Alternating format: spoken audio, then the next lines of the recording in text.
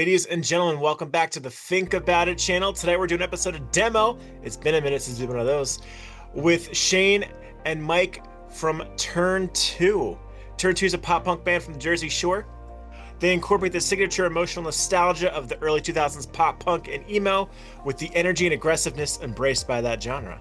The band is composed of 4 members of the bands With the Punches and Count to 4.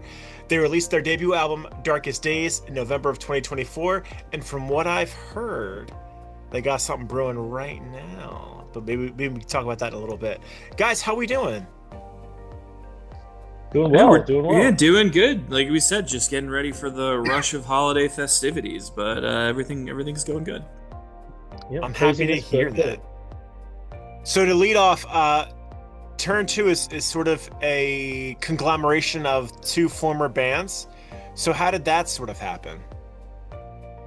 So from my perspective, I played drums in a band called With the Punches for many years.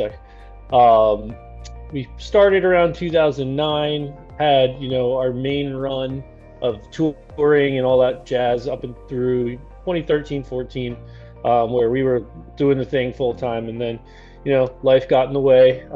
We were all dead broke and older, so we had to kind of pivot our priorities at the time, and then we didn't play together for a long time. We do the occasional get together and play a gig. We've done that, started doing that in like 2016-17, and then kind of been doing that ever since, right?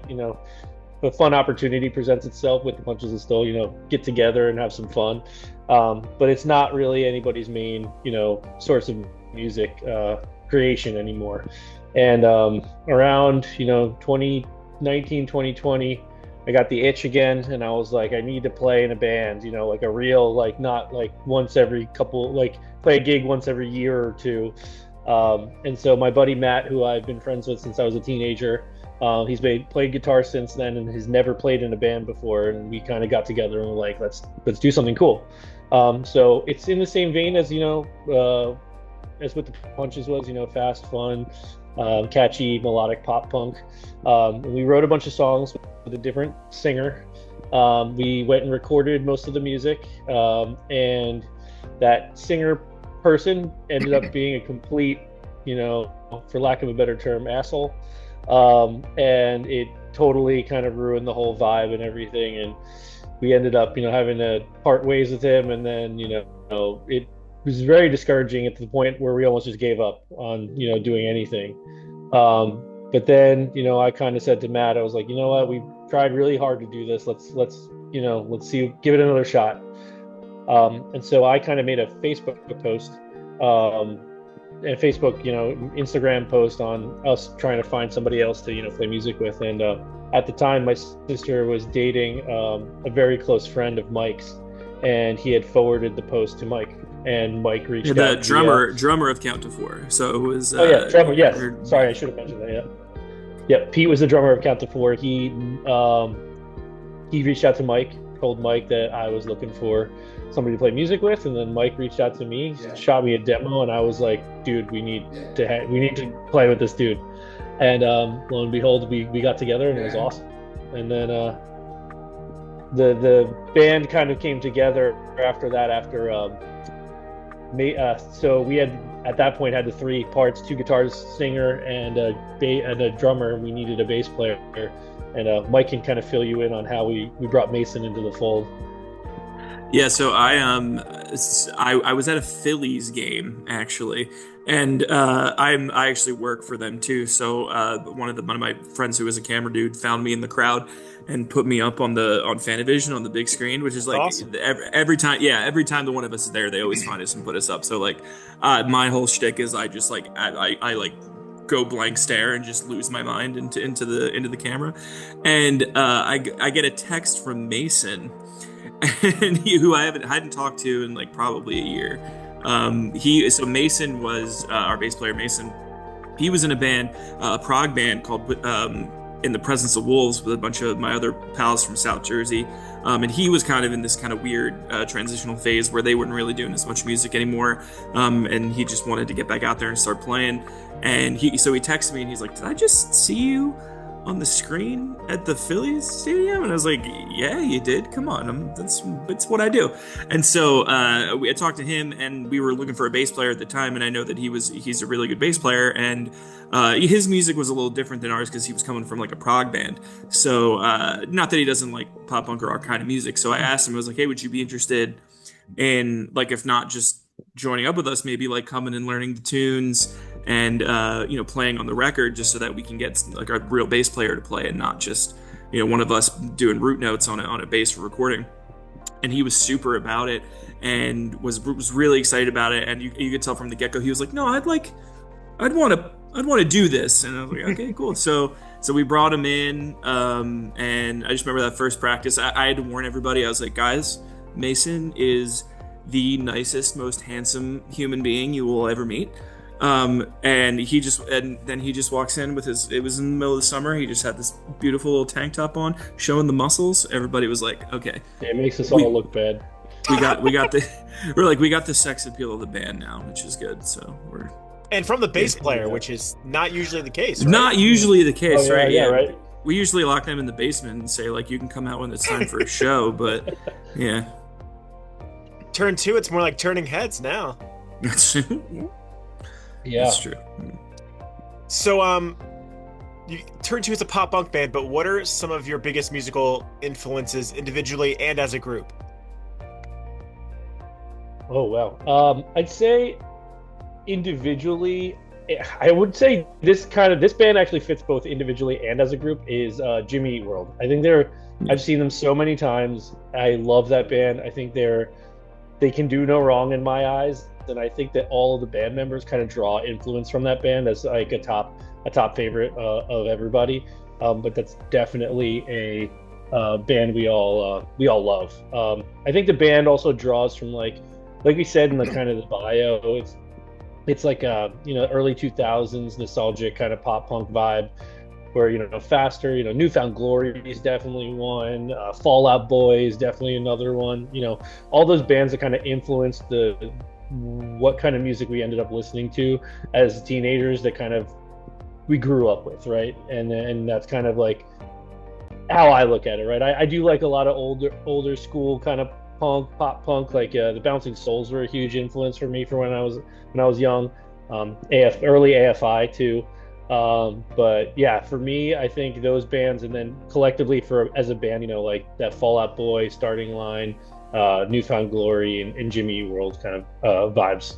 Yeah, Jimmy Eat World's definitely a thread for all of us. They're my favorite band. Futures is my favorite album of all time. I just got tickets to the Bleed American 25th anniversary tours they're doing over in the UK. So me and my wife are popping over, and we're gonna go see that. So we're really excited about that. Yeah, all old school 2000s pop punk for me, really. I'm really kind of like a riffy guitar player too. So Rufio is a huge influence on me. Rufio is one of my favorite bands of all time. 1985 is like top 5 album. So like super riffy pop punk was always really big for me, but I also loved like mixing that with like big melodies from like from Jimmy Eat World and Fall Out Boy and those kind of really melodic bands, and kind of mixing those two, which I think like as a With the Punches meets a Count to Four kind of thing kind of works really well, because Count to Four was super melodic, and not that With the Punches wasn't melodic, but they were much faster and more kind of aggressive. Yeah, so I think it's kind of cool to like see them come together. But even for me, like we kind of joke that we like to throw like guitar solos and stuff in our pop punk records and everything, which I think is really fun. And like Code and Cambria is like a huge influence on me. And even when we were recording in the studio a few months ago, I would do some riffs over, some vocal riffs over guitar layers that our producer Matt Weber would just be like, "That's so Coheed," and I was like, "I know, that's what I'm going for." So yeah, like kind of like that mixture of like super melodic pop punk with like riffy rocky stuff, like kind of putting all that together, I think is kind of the sound that I like, that I've been trying to incorporate into our music a little bit more. Well, speaking of being in the studio, can you tell us a little bit about Darkest Days, your first EP? You want to go, Mike? I don't know. Sure. So Darkest Days was our first EP. It came out last year. as Shane kind of told you about during the intro and the bio of the band, really, they had approached me. Well, I had approached them, but they gave me all these demos and songs of stuff that they had already recorded with no vocals or anything, and that's something to me that I'm not really used to. I'm used to like singer songwriter kind of process where I'm like working on this stuff at the same time, and it was really interesting, just kind of like taking that perspective, be like, what can I add to the band vocally? And I think thematically through Darkest Days, something that I wanted to incorporate in it was just this vibe, this feeling of what turn two is, which is a second chance. It's our second turn to try and make music again. It was something that was missing in all of our lives, and so the title track "Darkest Days" is like that, where those were our darkest days, like times without music, the hard times, and you have to go through that stuff to kind of come out the other end and see the light at the end of the tunnel. So, but it was really awesome because those songs were like already fleshed out, and me as a vocalist, I think one of the fun things about it was but our guitar player Matt will tell you it is not a fun thing about it, was I would get these songs and write melodies to it, and I would be like, that's too long here, I have to take this little bar out or take a few measures out, and then I would try to like sneak it past him because he had written all those songs, and so I'd be like, hey man, just listen to this, and it was like clockwork every time, where the first time he'd be like, yo man, this is really sick, and I'd be like, oh, cool, and then he'd be like 10 minutes later, he'd be like, hey, I can't help but notice you took out this part, this part, this part, and this part. And I was like, thought I could sneak it by him. It's funny because like so of the 6 songs that are on Darkest Days, Matt and I wrote essentially the entire instrumentation of all those songs except for Medicine. Medicine was Mike's song. He brought that to the table, and we made that. He essentially had that song, completely fleshed out for the most part, at the time. And then the other 5 songs on it are songs that Matt and I had written for the old iteration of the band. And it's funny just because that EP originally that we recorded with the original person was recorded in like 2020. So we had been sitting on those songs for like 3 years. So the reason why it was so tough for Mike to make changes to those songs is because we had been listening to like a demo version of the same instrumentation for 3 years, and that essentially had them like ingrained into his like DNA at that point. So you can't take one little note out without noticing it after listening to the same stuff for 3 years in a row, right? Sure. But Mike did a great job at like kind of compromising in what could be better based on like how he wanted to incorporate his style into those songs. So it ended up working out really well. Is it safe to say that we now have good days? Because I heard we don't have good days anymore. We do. That's my. No, he's referencing a Count to 4 song, and that's my shtick. Okay. I reference the Count to 4 songs around here. Yeah, we definitely have some good days. Dude, listen, I'm telling you, like a Good Days Part 3 is definitely coming out one day. I've been stewing on it for like 15 I'm about years. it. It's gonna be great. Yeah. But no, that is kind of funny. Like looking back and being like, especially in like Count to 4 days, like I was so busy like in Count to 4, like I was in college at the time, so I was like driving back and forth between New York and New Jersey, and that's what Between Two Cities was about. It was me being stuck between like these 2 lives, and Good Days was such a thing for me because it was like I was at a time where I was like, I need to take things like one day at a time. And then now it's like turn 2. It's more like I want to make the most out of the days that we have and make up for lost time and stuff. So it's interesting to see how those 2 threads kind of connect over the years. Very cool. Do you guys have a favorite moment from a show or something that happened on the road that you can share with us? That's not great moments from the road, but we haven't really been on the road like technically that much yet. We're kind of still getting our feet underneath us and trying to get out there as far as live music goes. We played a lot around the New Jersey, Philly area, but we're trying to like start branching out now that we as we'll talk about later, we have some new music coming out. We're trying to like really, hit the ground running and Yep. hit some new places that we've never been to before. Yeah, we already Uh, have some runs planned for next year too that we're really excited yeah, about. So, the things are in motion where we're going to be branching out more and playing a bunch of different locales, bunch of different spaces and stuff. I think for me, something to just talk about is like our first show ever. I was gonna say the Um, same thing too. yeah, it was just awesome. Like we played at what's that place called It's in Clemson Brewing in Middletown, New York. yeah, Clemson Brewing in Middletown, New York, and it's like a dual stage kind of place, so you can have like big festivals there, and like one room is going while the other room sets up and everything. And I just remember like turning around and looking at the crowd and being like, "There's people here that are gonna listen to us play music. I have not felt or experienced this, and for me, it was like 10 years." And I just remember like it was the first time I'd sang live in 10 years. My voice was like shot by the end of it, and it was only like 6 or 7 songs. And I was like, okay, I need to work on that. But I just remember getting done that show and just feeling amazing at that it finally happened. We got to play a show together, and it's just been awesome ever since. Yeah, I mean, to piggyback off that, like that show is the first show I played like with the Punches. I was 21 years old. I got super lucky at finding those other guys and playing in that band for as long as we played in it. But that literally is like the only real band I've ever played in.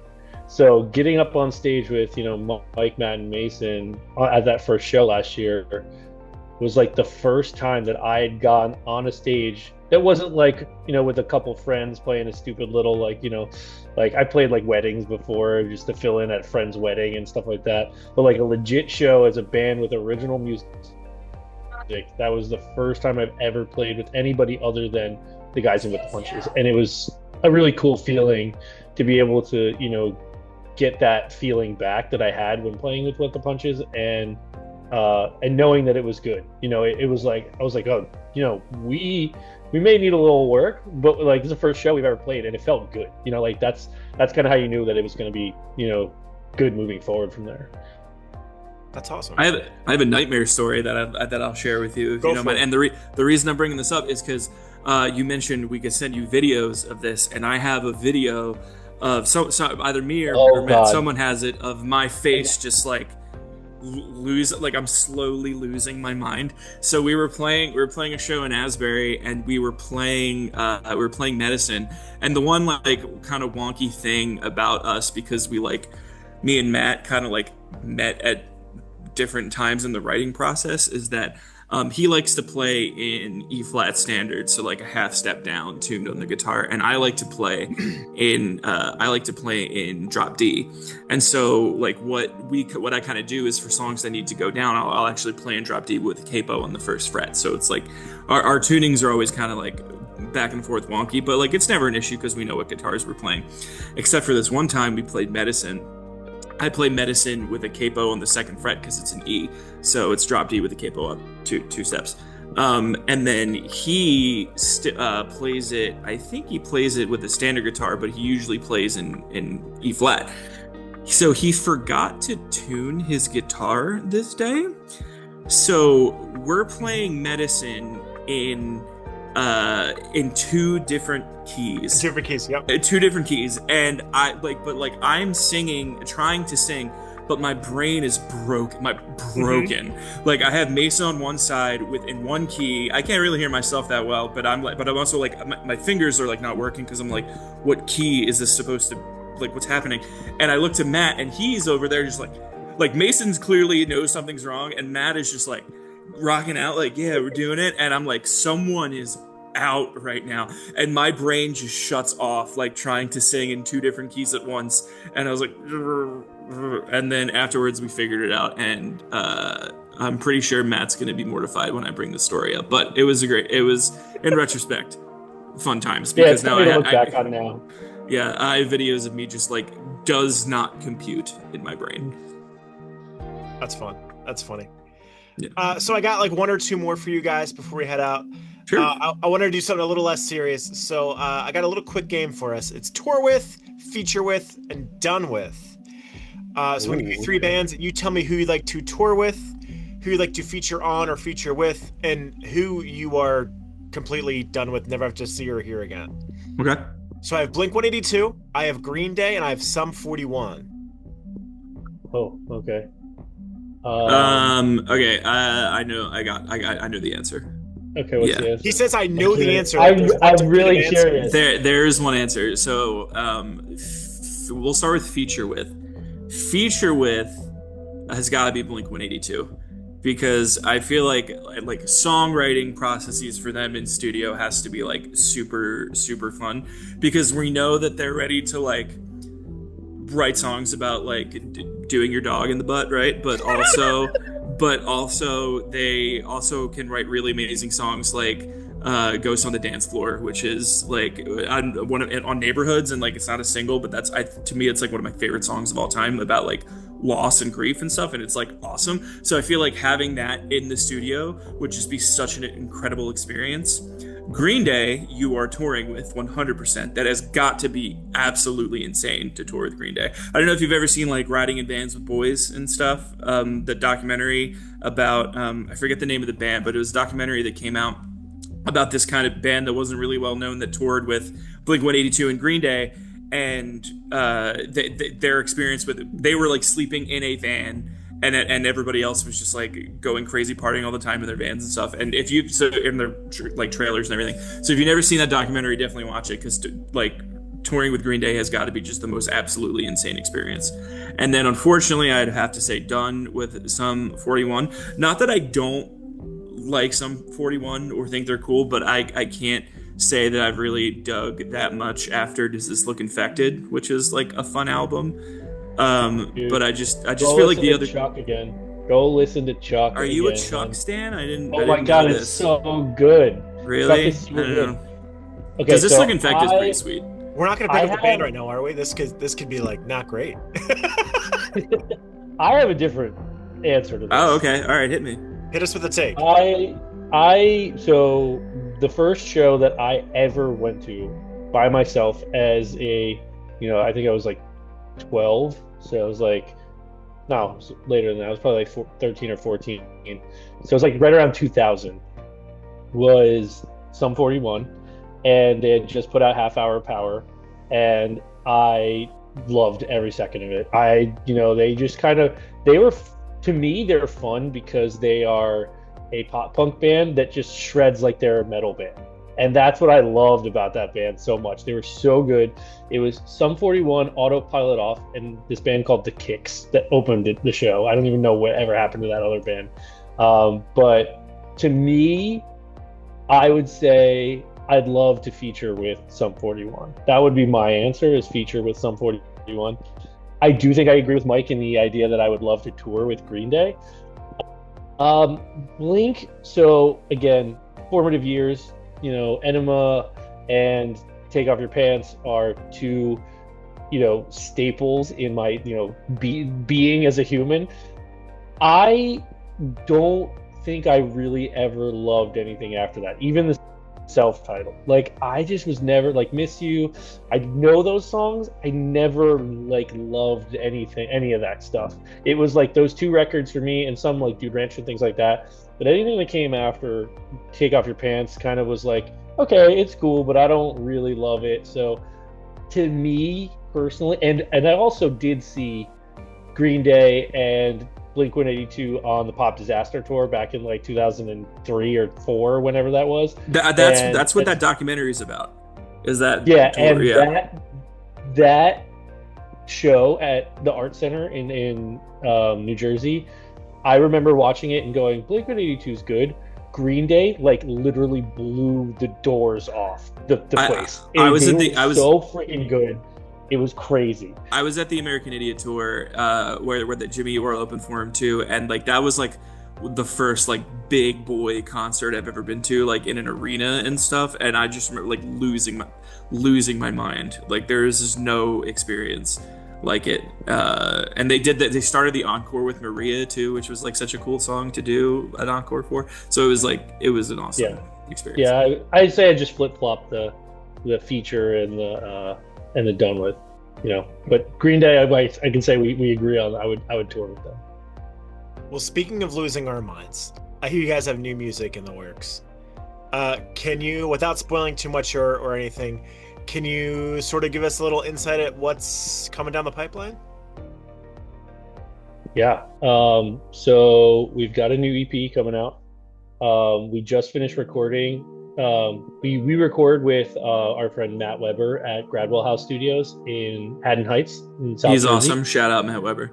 Yeah, definitely. If you're in a band and you're thinking about recording music, indie rock, rock, and pretty much any genre, he is the man. Awesome person He to is a work with. multi-talented human being. He can Yeah, do yep. anything. He's great. He helped produce our record and engineered and is mixing it right now. So wonderful guy. Pleasure to work with him. Definitely highly recommend you go check out Gradwell and him if you're planning on working on music. But like new EP, I these so Darkest Days, as we told you, kind of it was more so Matt and I writing a bunch of songs, and Mike kind of came in and put his own flair on most of them, aside from Medicine, which was Mike's song. Um, but this record is kind of more leaning towards some songs that Mike wrote, right? There's a couple that Matt wrote on there, but the majority of the songs are Mike songs. So you'll get a little bit more melodic. You'll still get the fast, on there, but a little bit more melodic. There's some really cool stuff, like a lot of different stuff on there. I think all four of us can say that we are extremely, extremely excited with what we've heard so far, as we haven't even gotten first mixes back yet. But I mean, what we've heard in the studio and what Matt is capable of as far as mixing and engineering, I can't wait for this stuff to come out. But we're hopefully gonna release them starting early, release some singles starting early to 2026, and then we'll release the EP closer to the springtime. Drop the whole thing. But we're we're gearing up, ready to go. I'm working on a lot of stuff in the background. We're planning a whole bunch of shows for 2026 around that EP release. So we're gonna try and hit as many new spots and old spots as possible next year, along with getting these songs out there that we're super, super excited about getting these out there. I can't wait. They might be excited. I'm terrified because if everybody hates it, I can't blame Matt and Shane because they were Mike songs this time. So, but I'm also very excited. It was a crazy crazy experience. It's been a long time since for this year was really draining for me. I got married this year, which was awesome, but it was wedding planning all year, Oh yeah. and then writing songs, and this was the first time in a long time where it was just me trying to develop songs that Mike wanted to hear and bringing it to everybody and hoping that they liked it too. So it was very challenging, and it was something I hadn't done since the Count to 4 days, but it's awesome. And yeah, these songs are really, really cool and interesting, and we're really excited to show the world. Sounds like you're grown up and grown a beard, Oh my God. That's true. It's I'm assuming that's another Count to 4 reference. Another Count to 4 reference. Well, I hope not. So. Yeah, two can play. Those are the Count to 4 reference. Two can play at this game. We might be up to 4 references now at this point. I know it's pretty. It's a lot. I mean, you could count up that high if you wanted to.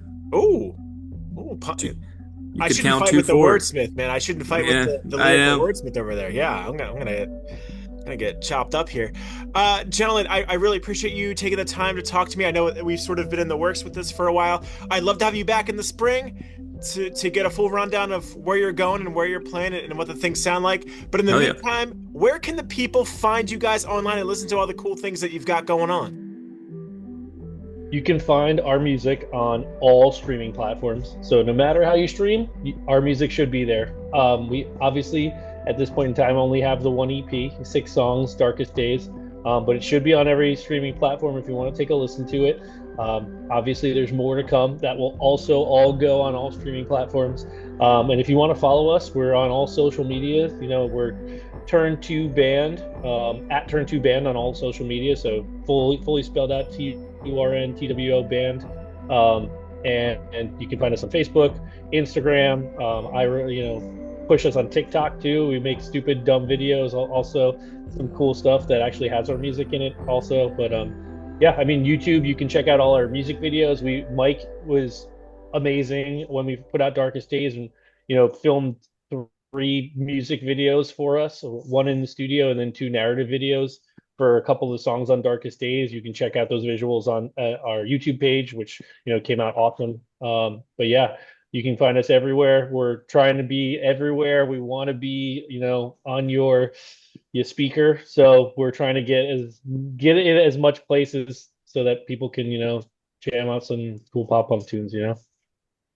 And if that's not enough music to buy you to the spring, go give With the Punches and Count to Four a listen. Yeah, why not? That stuff's still really good too.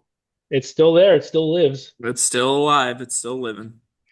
Guys, thank you very much. I really appreciate your time and I'm looking forward to hearing the new EP in the spring. All right. Awesome. Thank you so much for having us. Adam, for having us.